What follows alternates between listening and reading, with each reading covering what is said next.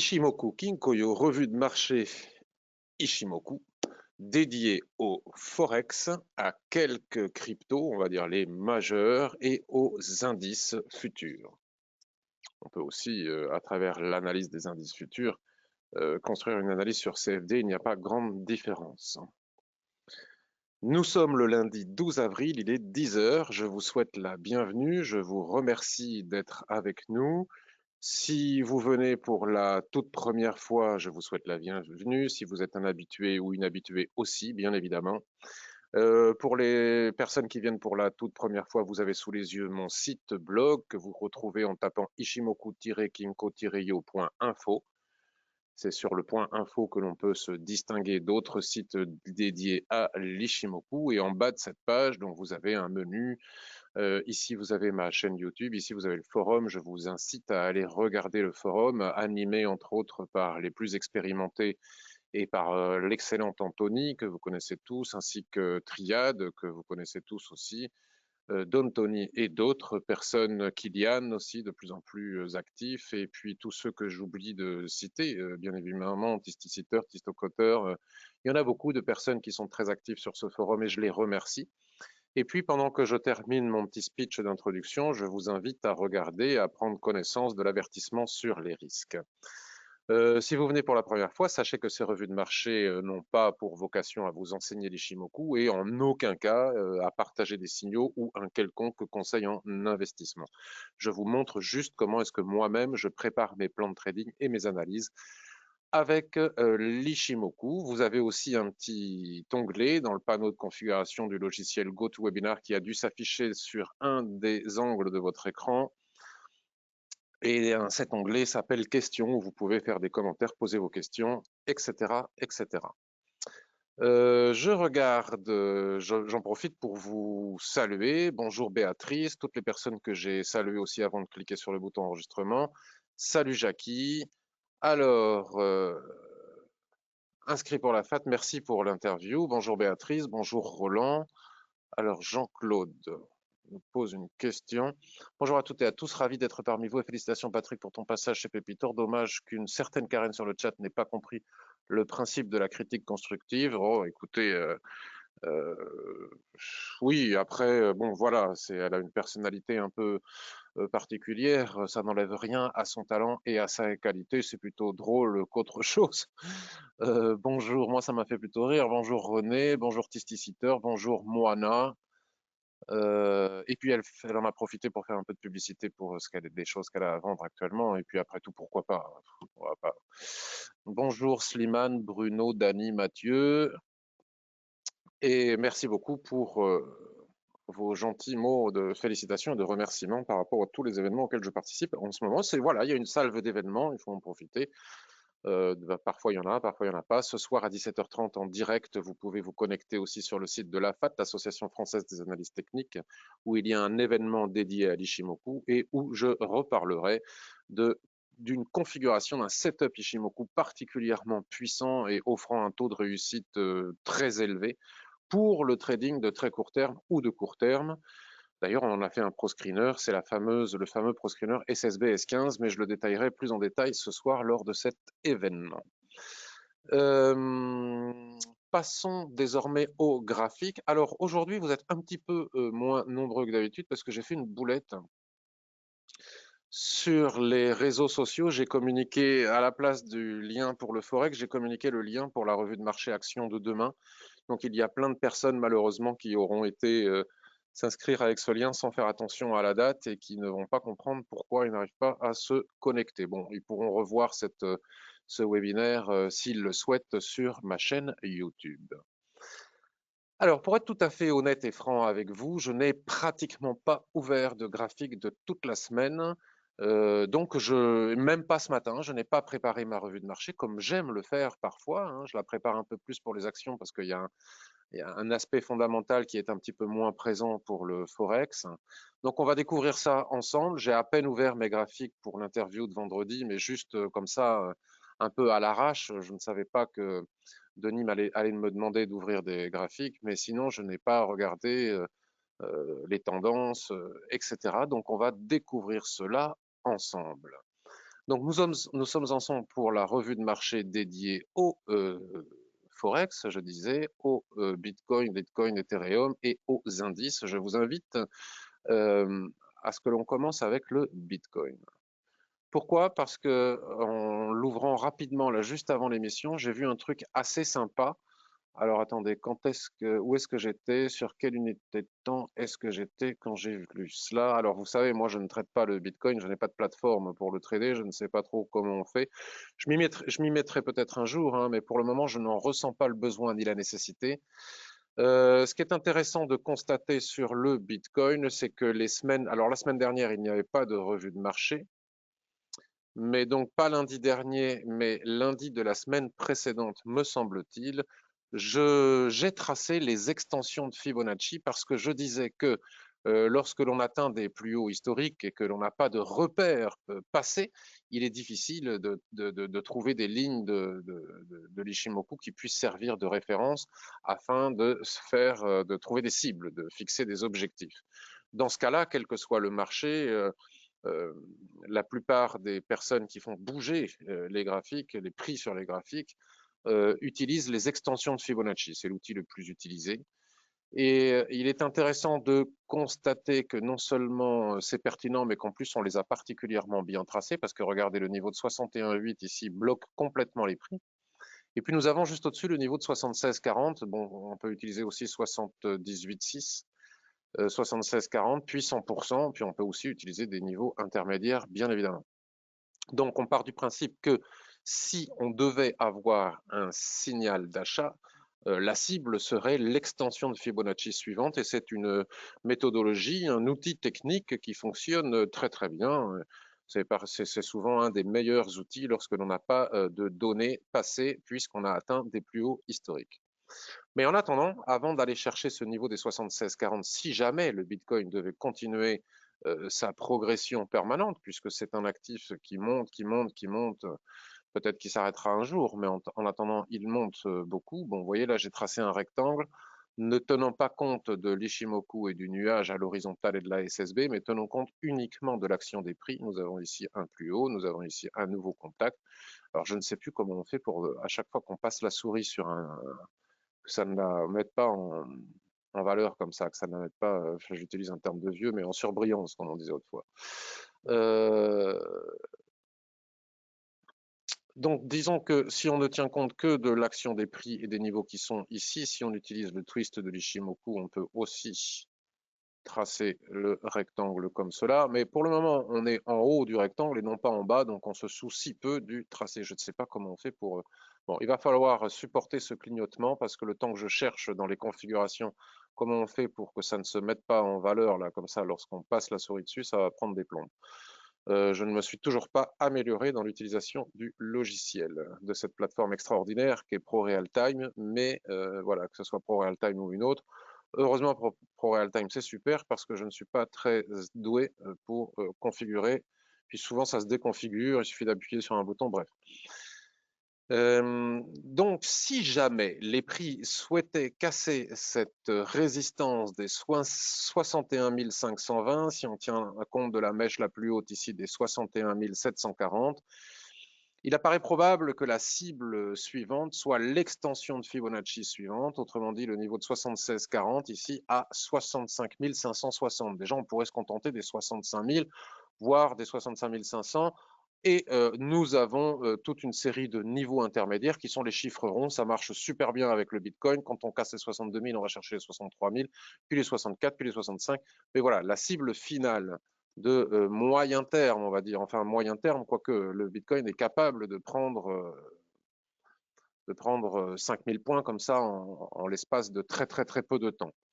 Donc personnellement, étant donné le caractère très haussier de cet actif, hein, justifié ou pas justifié, bulle ou pas bulle, on entend de tout dans les médias et dans les réseaux sociaux concernant le Bitcoin. En tout cas, personnellement, même s'il y avait un soulèvement au-dessus du range ici, je ne vendrais pas. Et s'il y avait cassure, après repli sur les lignes de l'Ishimoku, si les prix nous en donnent l'occasion, parce que parfois ils peuvent accélérer très très vite sans revenir se replier sur les lignes de l'Ishimoku, alors à ce moment-là, si je tradais le Bitcoin, mais ce n'est pas le cas, je ciblerais je ferai un achat pour aller chercher l'extension suivante. En tout cas, je ne me mettrai pas à le vendre pour le moment. Si on trace une ligne de tendance, parce que je suis en train de voir ça au moment où je vous parle, c'est intéressant parce qu'on pourrait avoir une cassure. Et là, le niveau de repli, il est vraiment très bas. Hein. Donc, soit on entre sur cassure dans une situation de surachat total et on va viser ça. Ça fonctionne parfois avec le Bitcoin et on va viser cet objectif. Soit on est plus prudent, mais on n'a pas de regret si ça part sans nous et on attend un repli, soit sur l'ancienne borne du range, soit sur la droite de tendance, soit sur des lignes de l'Ishimoku pour aller chercher cet objectif. Voilà pour le Bitcoin à moyen terme. Oui, Évrard, pardon, nous avons du son. On regardera, Ludovic, l'euro AUD juste après.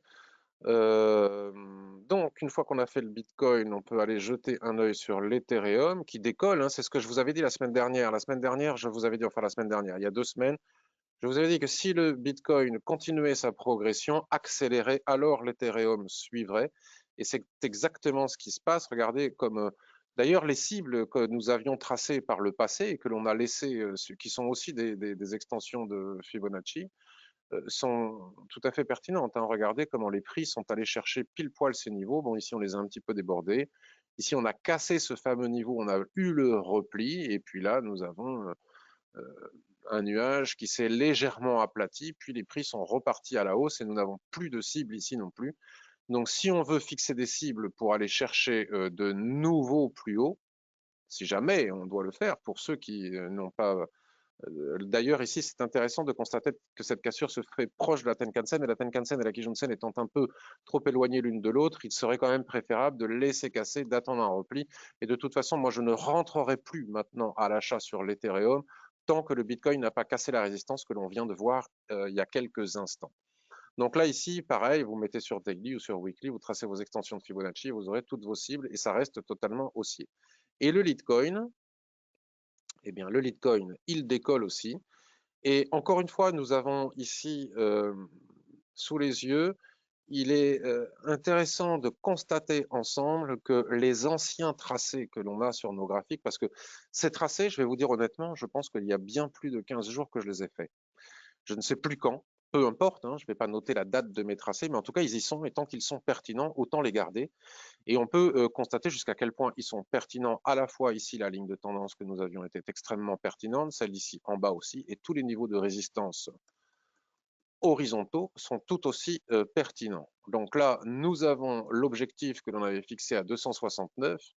Il n'a pas encore été atteint, mais on est en passe probablement d'aller le chercher. Encore une fois, ce serait bien que le Bitcoin casse sa résistance pour que le Bitcoin et l'Ethereum puissent profiter de ce mouvement et suivre le momentum du Bitcoin. Et donc, nous avons ici notre cible toute tracée. Encore une fois, des extensions de Fibonacci. Vous voyez, ça fonctionne bien. Et puis, nous avons toutes les suivantes à la suite. Donc, voilà pour le Litecoin. On ne va pas y passer beaucoup plus de temps parce que c'est clair, c'est net et c'est précis. Soit on attend de casser les résistances et on entre après repli, soit on prend le risque de rentrer sur cassure pour aller chercher les niveaux suivants. Voilà, bon, ça c'est technique. Après, au niveau du trading, moi je ne les trade pas, donc je ne vais pas chercher un meilleur timing que ça, et je ne vais pas perdre plus de temps à parler du timing d'entrée en position, puisque là, il ne s'agit que d'une analyse sans tenir compte du timing nécessaire pour entrer en position que doit appliquer un trader. Alors, bonjour Eline, nous avons Ludovic qui nous demande d'aller jeter un œil sur l'euro AUD, bas de range mensuel pour des entrées à la hausse après repli sur des unités de temps inférieures. Alors, euro AUD, mensuel, nous dit Ludovic, bas de range mensuel. Alors, nous avons bien tracé ici un niveau de support, hein, vous voyez, par le passé, et il est pertinent, encore une fois, on constate jusqu'à quel point les niveaux sont pertinents. Et nous pouvons remarquer que nous avons ici une extension de plat Kijun qui rejoint une autre extension de plat SSB juste en dessous sur le graphique mensuel. Donc on va l'agrandir pour bien voir l'action des prix. On va enlever ce rectangle jaune qui gêne un peu notre visibilité. S'il veut bien partir. Voilà. Alors, nous n'avons pas véritablement de twist ici, mais cela dit, ça n'a pas d'importance. Hein, il ne faut pas être dogmatique. Et donc effectivement, on peut tracer quelque chose comme ça. Alors là, c'est compliqué parce que vous me direz, la SSB n'est pas au milieu, mais c'est à cause de cet excès. La mèche excessive ici ne permet pas à la SSB d'être au milieu de notre rectangle. C'est tout à fait intéressant ce que tu nous fais remarquer, Ludovic, puisqu'on voit que ce qui m'embête un peu, c'est cette proximité juste dessous de SSB avec Plaquijun, ce qui sont des niveaux qui normalement devraient attirer les prix. D'ailleurs, on voit bien hein, ici le doji était venu, la mèche du doji était venue chercher ce niveau. Depuis, c'est effectivement sur ce niveau que l'on s'appuie. Donc ici, nous avons un marteau, ici nous avons une pénétrante en formation, mais nous ne sommes que le 12 du mois. Donc la question est de savoir si on peut profiter de cette configuration, selon si j'ai bien compris ta question, sur les unités de temps inférieures pour entrer en position. Alors oui, c'est presque déjà un peu tardif. Hein. On aurait pu anticiper ici dès le 15 mars avec ce doji ici, puis ce marteau inversé. C'était tout à fait possible. Là, il faudrait rentrer maintenant avec un stop sous les 1,50-60 et aller chercher les 1,60-20, voir si on a le ratio. Alors effectivement, ça fait des stops énormes en pips, hein, puisqu'on parle de 300, 400, 500 pips, puisque c'est normal, on traite sur des unités de temps extrêmement longues et la quantité de pips, n'oubliez pas qu'elle n'a aucune valeur en soi. Il y a des gens qui disent oh là là, 150 pips de stop, c'est énorme, c'est de la folie. Non, c'est pas plus fou que 10 pips de stop, puisque de toute façon, nous adaptons toujours notre levier de façon à ne jamais perdre. Si on applique un money management strict, par exemple, et où on s'autorise une perte de 1% par trade, que l'on ait de notre capital par trade, ce que l'on est, je le rappelle, hein, parce que des fois c'est intéressant de faire ces piqûres de rappel, que l'on ait 500 pips de stop sur le Forex ou qu'on en ait 10, de toute façon, à l'arrivée, on perd la même somme d'argent. Donc les pips ne veulent absolument rien dire. Il y a des gens qui parfois se vendent sur les réseaux sociaux d'avoir gagné 500 pips, c'est formidable, etc. Mais si ça se trouve, ils ont gagné moins d'argent qu'une autre personne qui en a gagné 20. Tout dépend du levier utilisé, et du capital et du money management appliqué. Donc il ne faut pas avoir peur de la quantité de pips en tant que stop ou objectif. On peut viser, comme tu le dis, Ludovic. Alors après, par contre, il faut, c'est pour vraiment, c'est pour du swing trading. C'est pour du swing trading. Au niveau du timing, ce que je te disais précédemment, l'entrée ici avec cet avalement était pertinent hein, sur la zone que tu as détectée. Là maintenant, ici, c'était pertinent aussi. J'ai peur qu'au niveau du timing, si on veut aller chercher une cible intermédiaire et non pas la zone d'équilibre du range mensuel que tu as évoqué, au niveau du timing, puisqu'on parlait de timing tout à l'heure en analysant le Bitcoin, on n'est pas au top là, parce que sur le daily, on va rentrer ici pile poil au niveau de la SSB. Ici, on a une résistance juste au-dessus pour aller éventuellement chercher ce niveau des 1,59. Donc, si on veut aller chercher le niveau des 1,59 et qu'on entre ici, c'est compliqué de mettre le stop. Donc, la seule solution serait, mais je ne suis pas très chaud parce que j'ai peur de cette extension de plat Kijun et de plat SSB juste en dessous qui pourrait encore attirer les prix. Si on veut aller chercher, par exemple, on voit bien ici que le niveau de SSB ici ne passe plus. Si on veut aller chercher ici les 1,67, alors il est pertinent d'entrer maintenant en position. Maintenant, rares sont les traders Forex qui ont la capacité d'attendre plusieurs mois sur une position. Donc, si tu as la capacité d'attendre plusieurs mois pour aller chercher ton objectif, effectivement, le timing d'entrer en position sur ce niveau avec un stop sous la SSB ici, qui laisse un ratio nettement supérieur à 2 pour 1, est pertinent. Mais pour les personnes qui tradent juste quelques heures, voire quelques jours sur le Forex, qui est quand même la plupart de ce que font les personnes traders de Forex, ne reste pas comme sur le marché action des semaines ou des mois en position, c'est très rare. Alors, à ce moment-là, nous n'avons pas le timing d'entrer en position pour le moment, pour les raisons que je viens d'évoquer. Allons jeter un œil sur l'euro USD. On va se mettre sur un graphique journalier, tiens. Parce que l'idée est de voir s'il est possible de détecter quelque chose. Alors, sur un graphique journalier, nous avons ici notre SSB qui est à plat. Vous voyez, j'avais fixé un niveau de résistance ici avec cette ligne. On l'a à peine dépassé. C'est à la fois cette ligne de tendance et à la fois ce niveau de résistance de l'Ishimoku. On a un autre plat SSB ici. Vous voyez, les prix l'ont à peine dépassé à 1,1988, on va dire 1,20. On va dire que le niveau des 1,20 est un niveau que le marché observe, puisque c'est un chiffre rond, et c'est là une résistance importante. Depuis que les prix ont dégringolé, ils se sont repliés, comme je vous le montrais tout à l'heure ici sur la Kijun Sen, hein, c'est propre. se sont repliés sur la Kijun-sen qui s'entrelacent plus ou moins dans la ligne de tendance. Puis ils sont redescendus, ont tapé un plus bas ici au niveau des 1,17 qui est un niveau de support important et se sont repliés toute cette jambe de baisse, se sont repliés de 50%. Si on trace les fibos, on va s'apercevoir qu'au niveau de 50% est par là. Ils se sont repliés sur la Kijun-sen. Et depuis, ils sont à la fois bloqués par cette extension ici de plat Kijun et par cette autre extension ici de plat Kijun. Et ce qui est intéressant, je vais enlever l'ellipse qui est ici, qui nous gêne. Ce qui est intéressant de voir que ce niveau de plat Kijun qui fait résistance et ce niveau de plat Kijun qui fait support correspondent grosso modo aux bornes du rectangle que j'ai tracé ici. Donc on sait que la borne haute du rectangle correspond à cette Kijun journalière et la borne basse, on va la tirer un petit peu, à la Kijun journalière qui est juste en dessous, entre ces deux plats Kijun. Et donc, le marché, pour le moment, après s'être replié de 50%, hésite soit à poursuivre sa hausse pour aller probablement chercher d'autres objectifs haussiers. Attention, Chikou est un peu bloqué à la hausse. Soit, en cas de recassure de la Kijun-sen, probablement pour aller rechercher d'autres niveaux à la baisse. Et ça pourrait être éventuellement ce plat Tenkan qui est ici, en extension. Ouais. Juste ici. Je parlais dans mon émission de Pépitor de plat Tenkan, en voilà un. Plat Tenkan, je ne trouvais pas d'exemple, en voilà un. Ou le plat Tenkan qui est ici.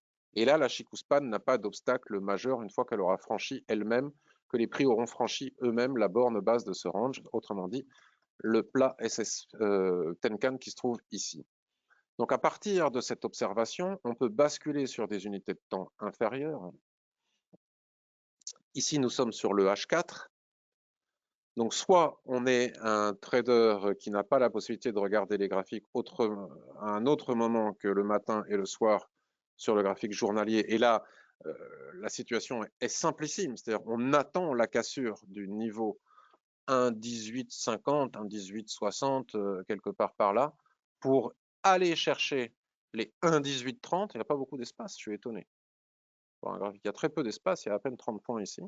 Donc, ce n'est pas évident pour un trader journalier. Pour un trader intraday, cela veut dire que la volatilité est faible, hein, comme vous pouvez le constater. Bon, il y a eu des jours fériés, etc. Depuis le 6 avril, on est le 12 avril. Les prix sont dans un mouchoir de poche allant entre 1,1880 et 1,1920. C'est très peu. Hein. C'est très, très peu. Avec ici la Kijun-sen, donc on va agrandir encore notre rectangle H4. Et là, je considère que nous pourrions peut-être envisager un plan de trading intraday à la vente. Je regarde où se situe ce plat qui joue. Il y a vraiment des obstacles un petit peu partout. On va en tenir compte aussi. Autant en tenir compte. Nous pourrions avoir un trade rapide là entre 1,1850. C'est pas génial. Hein, et 1,1830. Il y a 20 points à prendre entre ces niveaux. C'est vraiment pas terrible. La volatilité est tellement faible qu'il n'y a pas beaucoup. Et si on bascule sur le H1, on peut à nouveau aligner comme cela. C'est même difficile d'aller chercher l'objectif puisque nous avons ici la dérive latérale. Ici sur H1, le range est parfait. Hein. Vous voyez qu'on a bien un plat SSB tout fin. Je vous disais, la volatilité est très très faible. Lorsque l'on voit qu'un nuage de l'Ishimoku est tout mince, comme ça, c'est une démonstration de faible volatilité. Plus le nuage est épais, plus il reflète une volatilité forte passée, plus il est fin, plus il reflète une volatilité faible, voire ici presque nulle. Et cela depuis maintenant le 7 avril, ce qui n'est pas très confortable pour le trading. Donc j'ai envie de dire qu'il n'y a pas grand-chose à faire, puis je n'arrête pas d'étirer mes niveaux, puisqu'on ne va pas rentrer en cassure à la baisse de cette dérive latérale, en sachant qu'il y a une SSB juste en dessous. Donc là, il y a un espace, et cet espace, si je suis prudent, il est de plus en plus réduit. Regardez, entre 1,1855 et 1,1837, il y a un tout petit espace qui pourrait être mis à profit. Donc je conclurai par dire, soit ça c'est une phrase, c'est magnifique. Je dirais qu'à la baisse, il n'y a pas grand-chose à faire tant qu'on ne passe pas en dessous des 1,18. Il n'y a vraiment pas beaucoup d'espace au niveau du timing pour entrer en position. Par contre, si le range casse par le haut, puisqu'on tient compte du fait qu'ici c'est notre plaqué jaune journalier, ne l'oublions pas, si on casse par le haut les 1,1925, on va dire, les 1,1930, si on tient compte de la mèche qui est ici, on pourrait repartir chercher les 1,20. c'est sans doute le meilleur plan de trading que je vois sur le... Alors là, on voit bien hein, le niveau de résistance des prix sur lequel on est. À la cassure des 1,1930, là on a ce plat SSB, 1,1930, 1,1940, si on veut être extrêmement prudent, regardez. Souvent, les gens disent avec Ishimoku, on ne peut pas rentrer en position. Oui, mais pourquoi voulez-vous rentrer en position s'il n'y a pas matière à rentrer en position? On est obligé de tenir compte de toutes les résistances qui sont ici, tous les plats de l'Ishimoku. Et il n'y a que à la cassure des 1,1945 qu'on peut envisager d'aller chercher les 1,20 et encore on a 1,19. Franchement, c'est coincé de partout. Donc, quand c'est comme ça, moi je fais mon analyse, je cherche à faire quelque chose. Ça ne me plaît pas, je vais chercher ailleurs. Ici, je ne vois rien à faire ici et maintenant sur l'euro USD. Si je ne vois rien à faire ici et maintenant sur l'euro USD, alors je ne suis pas allé regarder en M15 et en M5. Il y a peut-être des choses à faire sur des timings de très court terme. Ben, écoutez, dans ce cas-là, je vais voir ailleurs. Donc là, je suis sur l'euro-yen. Alors, je vois que la volatilité aussi est très faible. Les prix sont bloqués ici à la hausse. C'est normal, hein, le marché s'est mis en mode pause. On peut tirer la droite depuis plus bas, mais on va le faire ici simplement puisque c'est suffisant pour nous. C'est pas non plus extraordinaire. Hein. Les prix ont atteint ce niveau de résistance ici à 130-155. Ils se replient sur la Kijun, ici très probablement sur la Kijun. Alors là aussi, le trader de très court terme a probablement des petits points à prendre ici. Et avec des petits points, on peut finalement pas engranger pas mal de gains. Mais ça demande une bonne expérience que de faire du trading de très court terme. Sous les 129,80, on a 129,60. Il y a 20 points à prendre ici. Il n'y a que ça à faire. Parce qu'on ne peut pas trader en swing trading. On ne peut pas vendre alors qu'on a la Kijun-sen qui est juste en dessous et la ligne de tendance. C'est une question de logique, vous êtes d'accord avec moi. Il n'y a aucune raison de vendre 130 pour aller chercher 129,58 à peine, enfin, étant donné que là, il y a des niveaux de support, et vendre maintenant pour aller chercher je ne sais quel point bas ici, serait idiot, étant donné qu'on a un fort niveau de support de l'Ishimoku et un fort niveau de support chartiste juste au-dessus. De là à acheter un mouvement baissier avec cette succession de chandeliers de retournement qui ressemble à une configuration à haute vague, hein, doji, une succession de doji, de pendus, d'ici, on ne peut pas l'appeler un avalement, mais bon, ça y ressemble. On a des signaux baissiers, de retournement baissier, mais bloqués avec des supports. Ici, la Tenkan-sen, la Kijun-sen, on ne peut pas vendre non plus. Donc l'idéal serait d'attendre que l'on casse par le haut ou que l'on casse cette ligne de tendance, en sachant que Chikou a beaucoup d'obstacles à la baisse. Donc il n'y a pas encore grand-chose à faire. L'idéal serait de repasser ici au-delà des 130,57 et si on casse les 130,57 à ce moment-là, on pourra consacrer du temps pour aller regarder les unités de temps supérieures pour voir s'il y a matière à faire un achat. Donc, conclusion, il n'y a rien à faire sur l'euro-yen non plus. Alors, on ne va pas tous se les faire comme ça un par un. Euro-AUD, on est allé regarder, c'est pas évident. Pour du très long terme, il y a des choses à faire, mais pas forcément évident. AUD-YEM, allez, allons regarder au hasard AUD-YEM. Ce rectangle-là, je l'ai tracé il y a plus de 15 jours. Je ne l'ai pas tracé aujourd'hui, je ne l'ai pas tracé la semaine dernière. Je n'ai pas fait de revue de marché la semaine dernière. Je ne l'ai pas tracé cette semaine parce que je n'ai pas ouvert les graphiques quasiment de la semaine. Donc, vous voyez, ce pauvre rectangle dont la borne haute est à 83,80 et la borne basse à 83,11, il y a à peine 70 points entre les deux. Je l'ai tracé il y a un certain temps et on n'en sort pas. Donc, au-dessus, on est bloqué par cette borne du rectangle qui correspond à la Kijun-sen. Et en dessous, on est bloqué par le support ici des 83,13. Donc peut-être qu'il s'agit d'un range tout à fait clair et explicite sur les unités de temps inférieures, auquel cas nous pourrions éventuellement trader le range. Si je bascule en H4, c'est vraiment au niveau de la volatilité, c'est faible, hein, parce qu'en l'espace de plus d'une semaine, qu'il y ait des mouvements aussi faibles avec autant de mèches, cela montre l'état un petit peu de somnolence du marché. Ça va probablement se réveiller dans les jours qui viennent, mais nous ne sommes que le lundi de la semaine suivant la semaine sainte. Donc forcément, ça prend son temps. Donc toutes les mèches basses ici montrent que les vendeurs n'arrivent pas à casser le support, mais les acheteurs ne prennent pas véritablement la main non plus, c'est-à-dire qu'ils n'arrivent pas à déborder la zone d'équilibre qui correspond au petit rectangle qui est ici. Donc là, sur les niveaux actuels, de toute façon, il n'y a rien à faire. Si je bascule sur du graphique H1, c'est aussi ça, hein, une analyse, une revue de marché, c'est aussi faire le constat qu'il n'y a rien à faire. Et si je bascule sur le H1, regardez, mon nuage est de plus en plus fin, signe de volatilité pratiquement inexistante. À un moment donné, ça va bouger. Le problème, c'est que quand ça compresse comme ça peut bouger fort dans un sens ou dans l'autre. Il vaut mieux être dans le bon sens ou ne pas être dedans en attendant que ça se décide. Donc là, j'ai envie de dire que seule la cassure de ce petit rectangle pourrait donner des indications sur ce qu'il est possible d'envisager de trader par la suite. La cassure par le bas engendre très probablement des signaux baissiers. À ce moment-là, on va chercher quels objectifs on peut atteindre sur les unités de temps supérieures, s'il y en a, hein, puisque s'il y a des niveaux de support partout, comme on vient de le constater sur l'euro USD, c'est pas la peine. Autant s'abstenir. On gagnera de l'argent plus tard. On n'est pas obligé d'en gagner tous les jours quand on fait du trading. Et si ça casse par le haut, il faut tenir compte du fait que ça, c'est la zone d'équilibre de la dérive latérale, me semble-t-il, qu'on a vu en H4. À ce moment-là, j'attendrai quand même, moi, les 84. Vous voyez, c'est un chiffre rond, les 84. 84, vous voyez, il y a des cibles partout. Au-dessus des 84, on est un peu plus tranquille, il y a moins de bruit, moins d'obstacles, on va dire. Au-dessus des 84, alors seulement à ce moment-là, peut-être retourner chercher les 84-38. Mais enfin, tout ça pour 40 pips, j'ai envie de dire. C'est pour vous dire si... D'habitude, quand on trace des zones comme ça, il n'y a pas 40 pips d'espace, il y en a beaucoup plus. Mais enfin, bon, 40 pips, c'est toujours ça à prendre, mais il faut être là au bon moment et avoir le bon timing. Donc, c'est pas non plus extrêmement satisfaisant.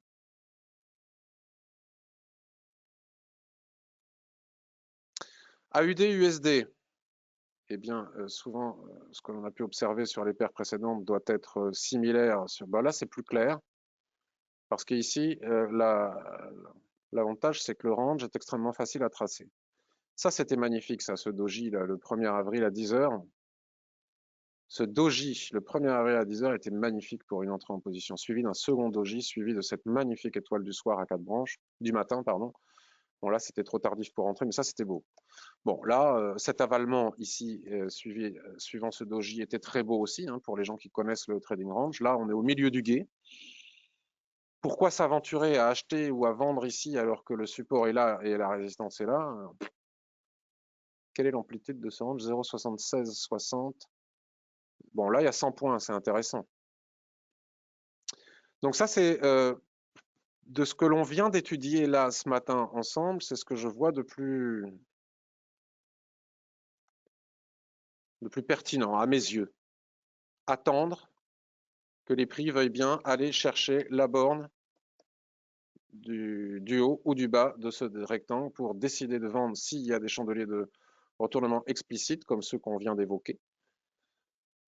Ou bien, pour ceux qui ont peur et qui n'aiment pas trader les ranges, puisqu'il semblerait qu'il y ait des gens qui n'aiment pas trader les ranges, alors que le marché étant à 70% du temps en range, c'est quand même un peu dommage de s'en priver. À ce moment-là, si les prix cassent par le haut, bah, la cible est là, elle est toute tracée, hein, c'est relativement facile. Vous voyez, par rapport aux paires précédentes, cette analyse est plus facile à faire. On fera attention à ces petits plats ici. Et à la baisse, à ce moment-là, on peut aller voir ce qu'il y a à faire, mais attention à bien attendre la clôture, parce que ceux qui sont rentrés ici, par exemple, sans attendre la clôture, se sont fait croquer le stop. Voilà, donc AUD-USD, probablement jusqu'à présent ce qu'il y a de plus intéressant à analyser. Et nous sommes, il est 10h33 et regardez, ça ne bouge pas. C'est impressionnant. C'est impressionnant. Il y a longtemps que j'avais pas vu le marché comme ça, mais ça arrive, hein. Des fois, il y a de très longues périodes comme ça. GBP-USD, alors c'est un peu difficile pour moi le GBP, toujours là, depuis, c'est pas clair économiquement, etc. Bon, GBP-USD, l'avantage, c'est que c'est très facile. Les lignes bleues, je sais forcément que si j'ai tracé des lignes en bleu, c'est obligatoirement une jaune. Une jaune d'une unité de temps supérieure que j'ai voulu distinguer d'une autre ligne noire, puisque on m'a demandé, j'ai lu sur le chat pour ceux qui ont vu l'interview que j'ai faite vendredi sur la chaîne Pépitor, j'ai vu sur le chat que des personnes demandaient, mais Patrick, contrairement à d'autres personnes, n'utilise pas le multi-time frame sur un même graphique. Qu'est-ce que le multi-time frame sur un même graphique? Il s'agit de mettre sur un même graphique plusieurs nuages, voire même plusieurs lignes de l'Ishimoku. Par exemple, là, nous avons le nuage qui correspond au graphique H4, mais je pourrais, avec je ne sais quelle manipulation, je ne sais où, c'est tout à fait facile à faire, mais moi je ne le fais pas, je vais vous expliquer pourquoi, j'en profite. Je pourrais afficher aussi le nuage daily, le nuage je ne sais pas quoi, H1, weekly. Mais alors, la question, ce que je me dis, je ne sais pas comment font les personnes qui font cela, c'est tout à fait pertinent que de le faire, hein, mais je trouve que ça encombre le graphique, il y a des lignes partout, il faut distinguer les couleurs, ça devient compliqué, on ne sait plus quel est le nuage de quelle unité de temps. Pour distinguer le nuage H4 du nuage daily, etc., il faut changer les couleurs, c'est un peu le bazar au niveau visuel pour moi. Et je me dis que si on affiche le nuage, c'est-à-dire la SSA et la SSB des unités de temps supérieures sur un même graphique, alors pourquoi pas la Tenkan, pourquoi pas la Kijun-sen? Et à un moment donné, on a des lignes partout, c'est, excusez-moi, je vais être vulgaire, c'est le bordel. Donc ce que je fais, c'est exactement la même chose. Donc oui, j'utilise moi aussi le multi-time frame puisque c'est une nécessité avec l'Ishimoku, mais je n'ai pas besoin d'aller tracer ma Kijun H4, ma Kijun daily ou weekly sur le graphique H4 ou mon nuage daily ou weekly sur le graphique H4, puisque de toute façon, il suffit, c'est exactement la même chose, il suffit de basculer sur l'unité de temps supérieure. Là, on va voir de quoi il s'agissait. Vous voyez, la Kijun-sen, bon, à un moment donné, elle était là, vous voyez, ou la SSB. Donc, si je constate qu'il y a un niveau de support aux résistances qui mérite d'être tracé, en l'occurrence, ici, la SSB, qui à un moment donné a dû être le plat Kijun qu'on doit voir je ne sais où. Si je l'ai tracé en bleu, c'est que la Kijun était par là. À ce moment-là, je trace ma ligne de la même manière que je pourrais tracer ma SSB ici. Et cette SSB est déjà tracée. Et c'est bon, j'ai mon multi-time frame sur mon graphique H4. Vous voyez, c'est exactement la même chose. Sauf que pour mon confort visuel, c'est plus pratique comme ça que d'afficher 3 nuages et 3 Tenkan et 3 Kijun. D'ailleurs, je crois qu'on peut afficher des nuages, je ne sais pas. Il y en a partout, on ne sait plus qui est quoi, qui est qui, et c'est le bazar. Donc voilà pourquoi je procède de cette manière-là, mais finalement, à l'arrivée, c'est exactement la même chose. Voilà, c'était un petit aparté. Donc ici, l'avantage, c'est que nous avons ici cette ligne bleue, on le sait, c'est un niveau de résistance important. On voit d'ailleurs que juste au-dessus, on a la borne haute de cette dérive latérale. Ici, on a la zone d'équilibre. Et ici, on a la borne basse.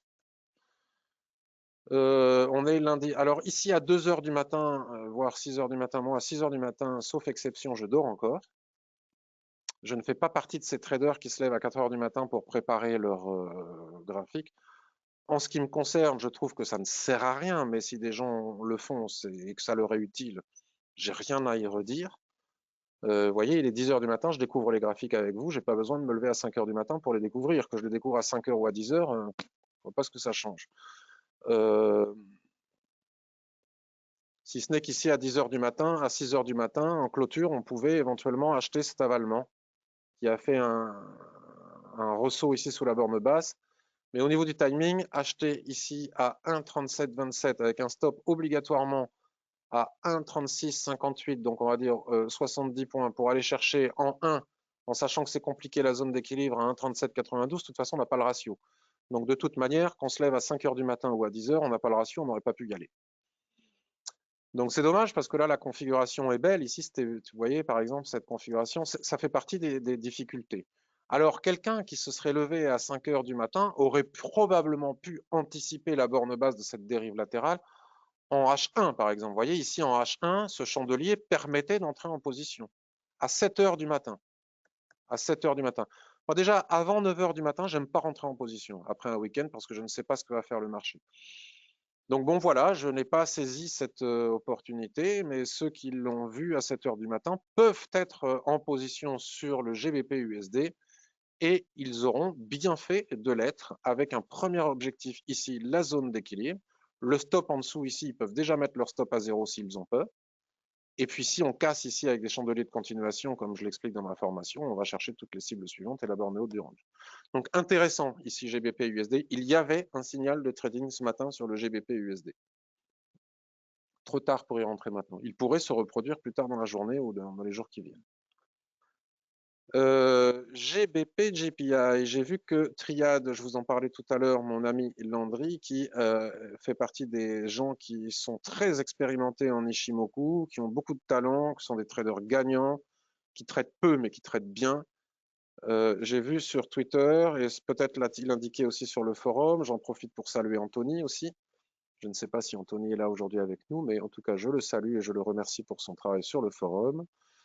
J'ai vu que Landry nous parlait de SSB mensuel sur le GBP GPI. Et donc SSB mensuel, alors on a déjà un premier palier ici. Vous voyez, je n'ai pas besoin, encore une fois, d'afficher 3 nuages sur le même graphique.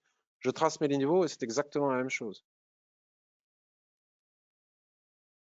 Et ça m'encombre moins visuellement. Alors là, on a ce qu'on appelle un cluster de résistance. Il serait la poussée haussière est très forte, violente, voire même.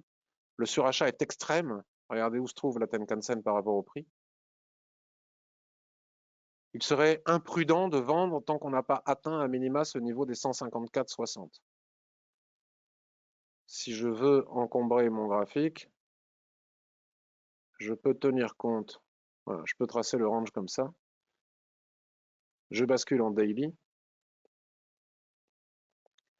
Malgré le rejet des prix sur ce niveau ici des 153, mince, je ne sais plus où elle était cette ligne. Bon, vous la retracerez à votre guise en traçant la SSB.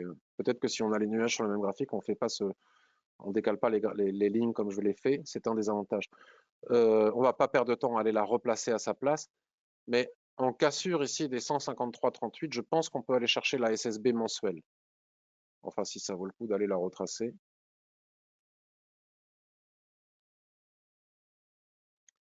La toute première ligne, alors attention, parce que l'épaisseur de la ligne est souvent plus importante que... Donc je reviens en H4, par exemple. Là, je suis bien dans un beau et un très beau range. Hein. Malgré l'attrait des prix pour les 154,50, puis les 155, la borne haute du range mensuel.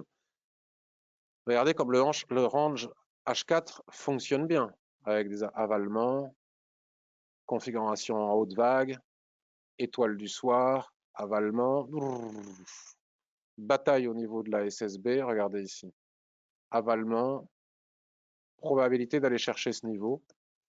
Donc en trading, en traday, on peut aussi faire ça.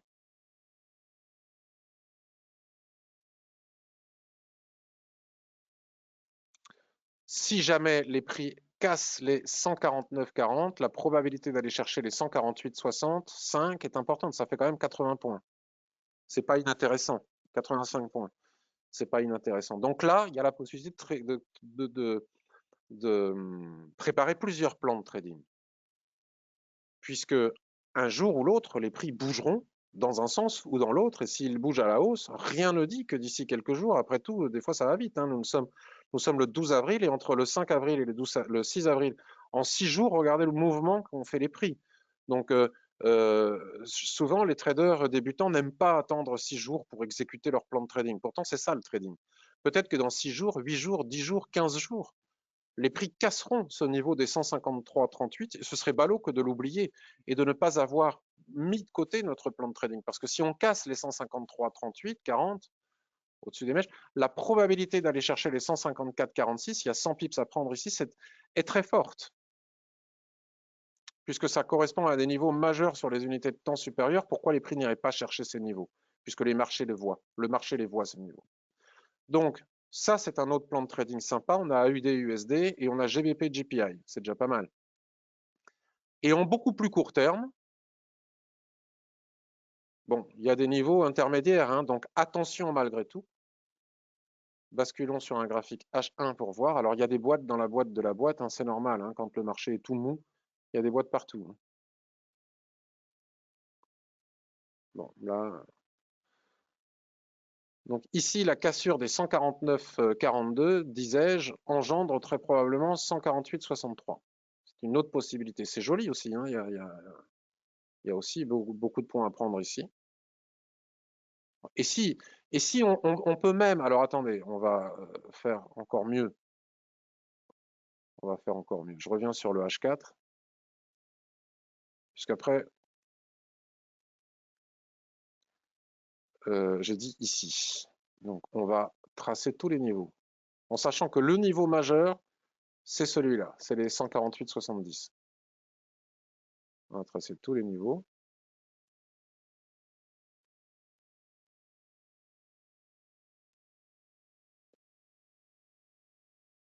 On bascule en H1.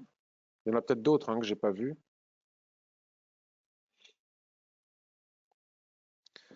Donc, vous voyez, en 15 minutes ou en H1, la cassure des 149,70 peut engendrer 149,34. La cassure des 149,35 engendre probablement 149. Le chiffre rond des 149 cassés engendre probablement 148,62, qui est notre objectif final.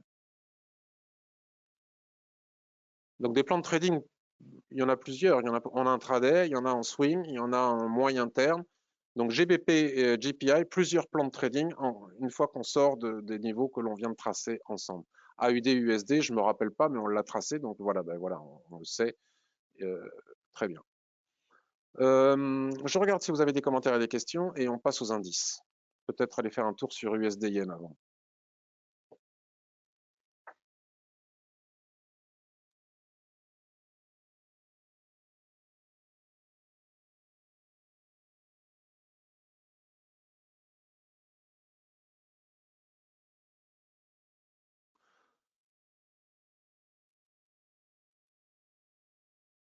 C'est OK pour le son, Évrard, je suis bien content. Jean-Claude, bonjour Patrick, tes vacances se sont bien passées? Oui, mes vacances à la maison, parce qu'on est quand même confinés. Bon, si tout va bien, je prendrai de vraies vacances en mai, faire un petit séjour aux Seychelles, rapidos. Mais je dis bien si tout va bien, parce que ça fait déjà 2 ou 3 fois que j'annule des vacances et des séjours à l'étranger depuis le Covid. Bon, je ne vais pas me plaindre, j'ai la chance de pouvoir les annuler. Il y a des gens qui n'ont pas la chance d'envisager, ne serait-ce que de partir, donc on ne va pas pleurer. Donc oui, les vacances à la maison en gardant les enfants qui ne vont plus à l'école se sont très bien passées. Je me suis bien occupé de mes enfants, j'ai bien fait le ménage et la vaisselle, c'était top. Jean-Claude, c'était hier ton anniversaire. Bah écoute, tu es en direct depuis le Japon en plus, Jean-Claude, donc joyeux anniversaire, Jean-Claude. Je suis très heureux pour toi, j'espère que tu as passé un très très bon moment.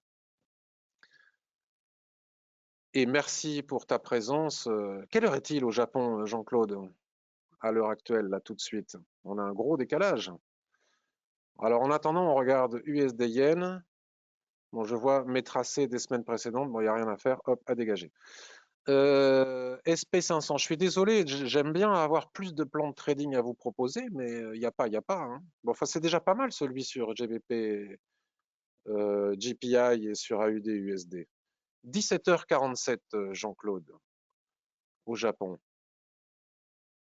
Ça me fait rêver, moi, toujours, les personnes qui viennent de loin, comme ça, cette magie de l'Internet et de la communication d'aujourd'hui qui nous permet d'être au même moment, à des endroits différents. Tout de suite, je pense à toi, Jean-Claude, je pense à des paysages japonais, j'imagine. Et souvent, on a des gens aussi qui sont en direct depuis l'Afrique, l'Australie, on a eu Costa Rica, Mexique, les Antilles, c'est génial. Voilà. Euh, Salomon depuis la Côte d'Ivoire. Salut Salomon, ça fait rêver aussi.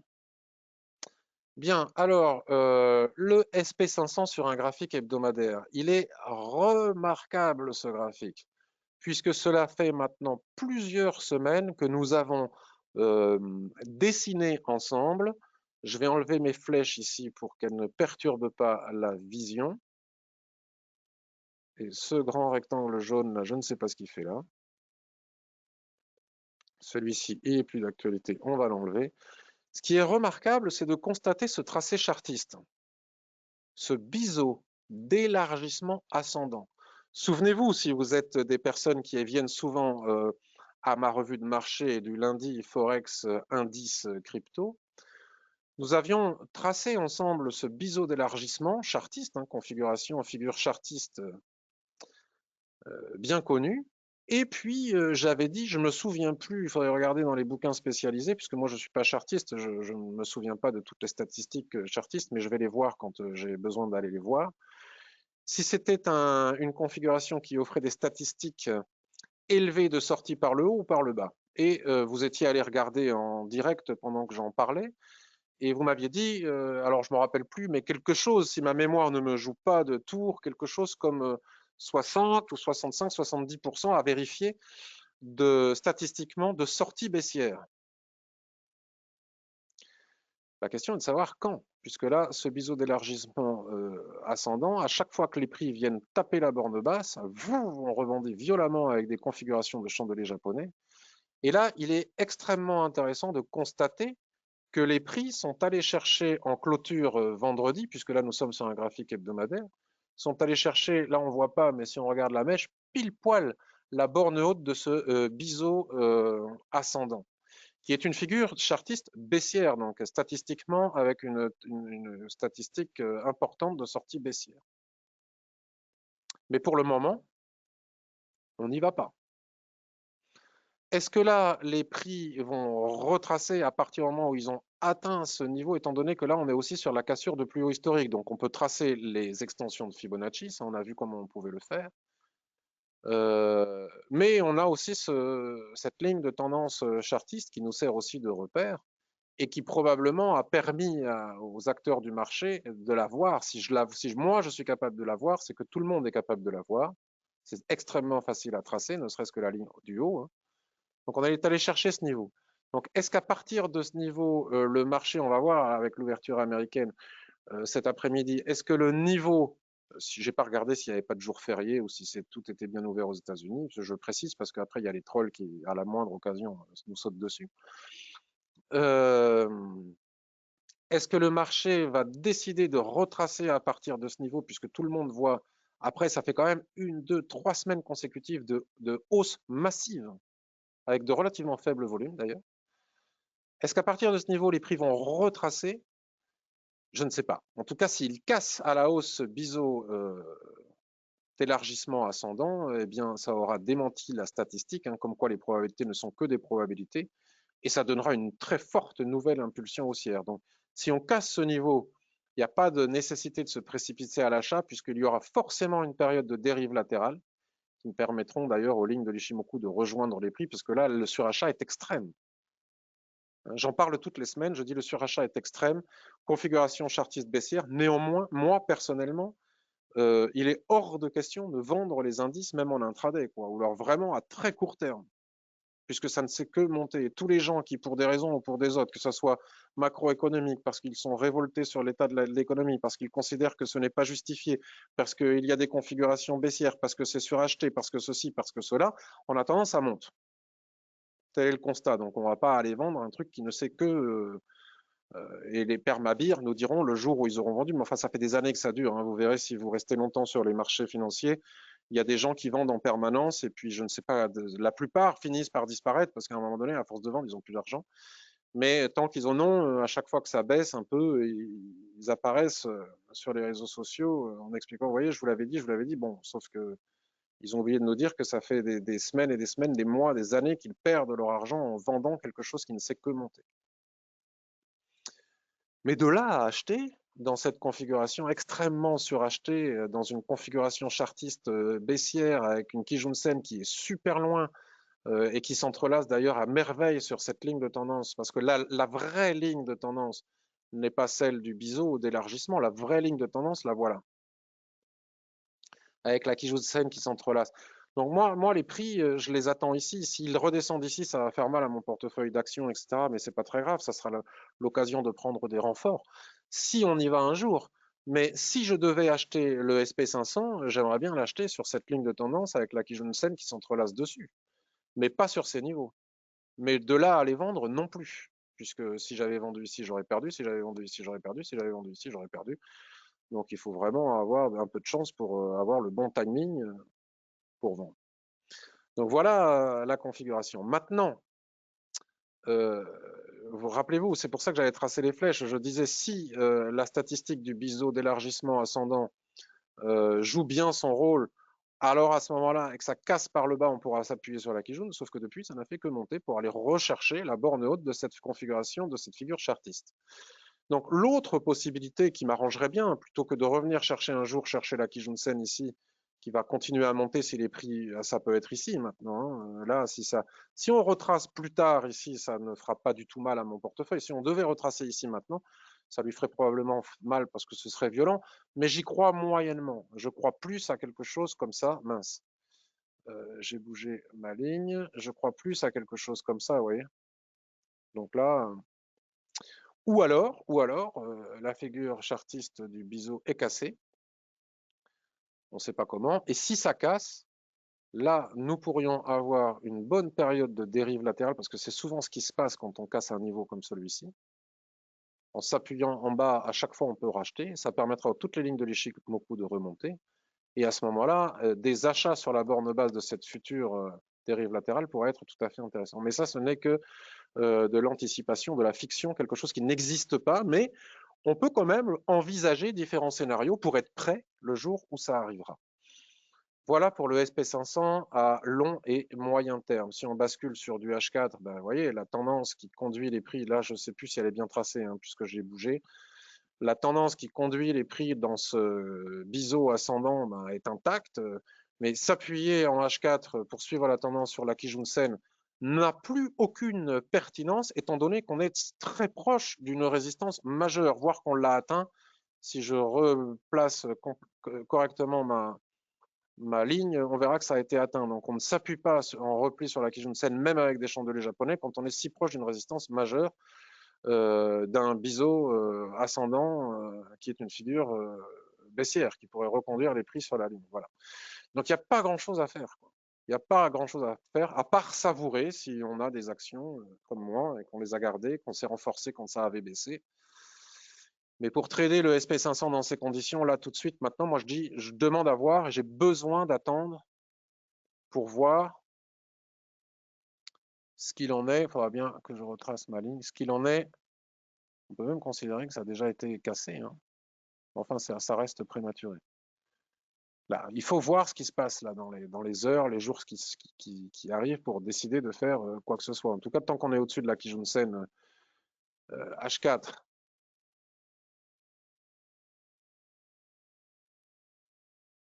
il n'y a rien à faire. On pourrait envisager de vendre ces niveaux, mais je ne serais pas surpris si ça cassait par le haut. Voilà. Donc, étant donné que j'envisage ce scénario, je ne vais pas vendre. Bon, à partir du moment où on a fait ce constat sur le SP500, on a fait le même constat sur tous les indices, a priori. Si on prend le Dow Jones, donc après ça va vite, on perd un peu de temps avec le SP500, puis après ça va vite, regardez, c'est fulgurant. C'est totalement suracheté, c'est totalement hallucinant, mais enfin c'est comme ça. Et tant mieux pour notre portefeuille d'actions.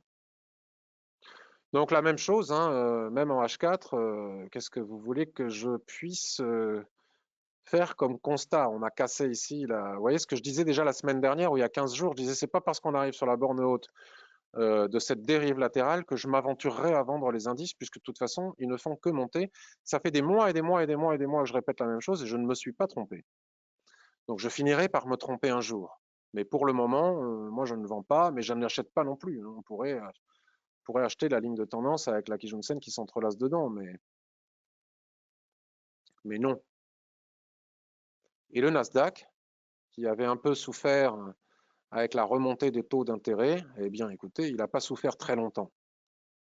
Et je suis très content parce que je fais partie des gens qui n'ont pas jeté leur tech par la fenêtre pour acheter des values et cycliques. Donc ben voilà.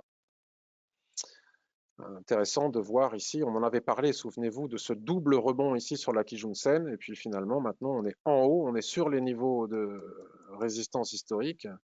Après 3 semaines consécutives de violentes hausses, je n'ai aucune idée, je n'ai pas de boule de cristal de ce qui va se passer, mais moi je ne m'aventurerai pas à la vente. Même si un retracement devient probable, sain et voire même nécessaire. En attendant, je ne le jouerai pas, ce retracement.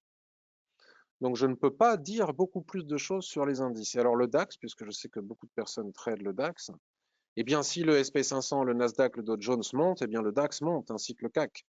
C'est pas plus compliqué. Regarde, tous les niveaux de résistance intermédiaire qu'on avait tracés il y a quelques semaines se sont tous fait exploser à la hausse. C'est totalement suracheté. Un repli à minima sur la Tenkan-sen serait normal, sain et juste nécessaire, mais pour le moment, on n'y est pas. Ça commence à dessiner des chandeliers de retournement, mais enfin, les chandeliers de retournement sur les indices actuellement, on a vu ce que ça donnait. C'était pas plus fiable qu'autre chose. Donc c'est très haussier, ça devrait retracer, mais je vais laisser. Regardez, on a ici une zone de plusieurs jours, c'est normal avec la semaine de Pâques, là, de compression, de configuration en haute vague. Ça peut très bien sortir par le haut aussi, malgré le surachat. Après tout, ce n'est rien d'autre qu'un drapeau haussier, mais il serait quand même logique qu'on retrace à un moment donné. Mais le problème, c'est qu'on ne sait pas quand. Regardez, les gens ici qui, avec ce doji, cette étoile du soir, cet avalement, se sont dit, tiens, ça va retracer, je vais aller chercher la Kijun, se sont fait croquer. Donc si on ne veut pas se faire croquer bêtement, on reste à l'écart et on attend de voir. Ce n'est que mon point de vue et ce n'est que mon analyse, bien évidemment. Il arrivera un jour où les vendeurs vendront et gagneront, forcément. Donc compliqué, hein, vraiment compliqué. On peut trader à court terme, même à court terme, la compression est telle, la volatilité est tellement faible, hein, c'est normal, étant donné qu'on sort de la semaine sainte et de la semaine suivant la semaine sainte, c'est toujours comme ça. Regardez comme le nuage est fin. À un moment donné, ça va faire paf, dans un sens ou dans l'autre, mais moi, je n'ai pas envie de jouer à pile ou face pour savoir quel est le sens qu'il faut trader.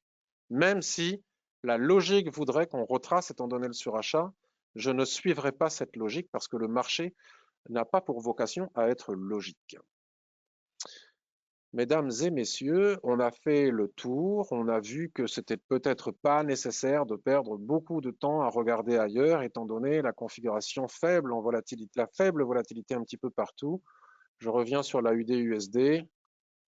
On est en 1 heure et depuis 4 heures du matin, on est passé de 0,76 à 0,7620, c'est-à-dire qu'on fait des heures et des heures et des heures que ça ne bouge pas. Donc trader un marché qui ne bouge pas, c'est très dangereux.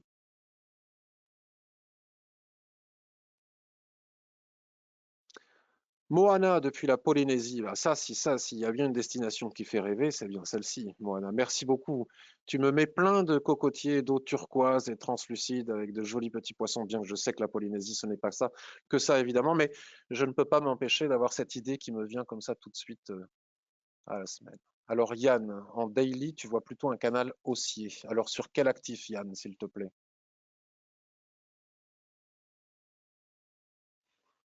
Le SP500 en daily.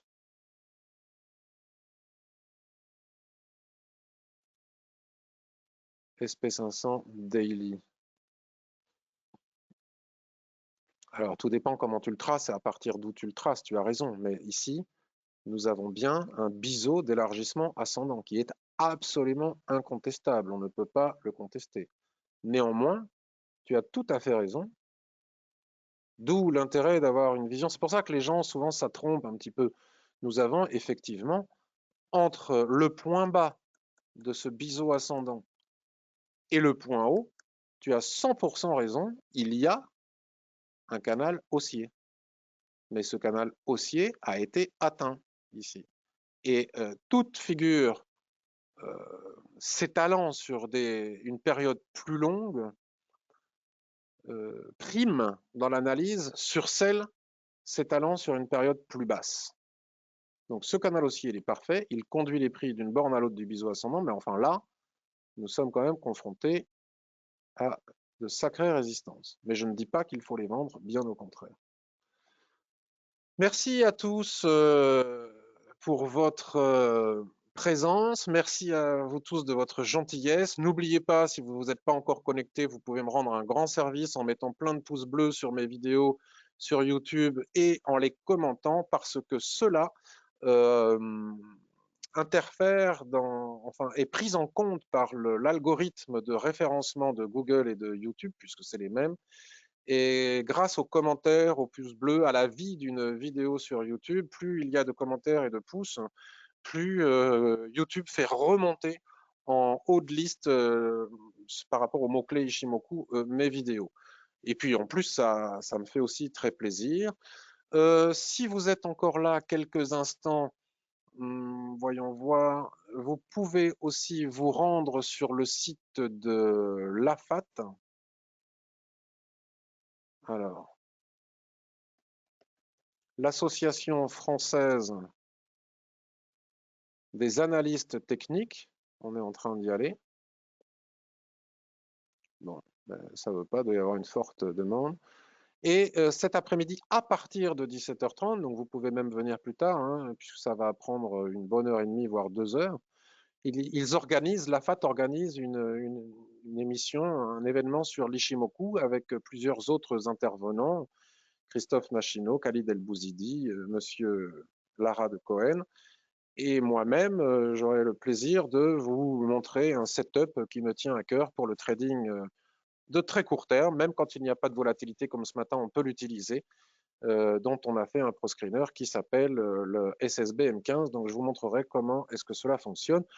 Et puis vous aurez aussi la vision de l'Ishimoku de mes confrères que je viens de citer, qui est parfois très différente de la mienne, et tout cela est bien enrichissant pour créer votre propre opinion et votre propre vision des choses. Donc n'hésitez pas à y participer. Sur ce, je vous souhaite une excellente journée, une très belle semaine et je vous dis aussi éventuellement à ce soir et à demain matin 10h30 pour la revue de marché. Action. Bye bye à tous.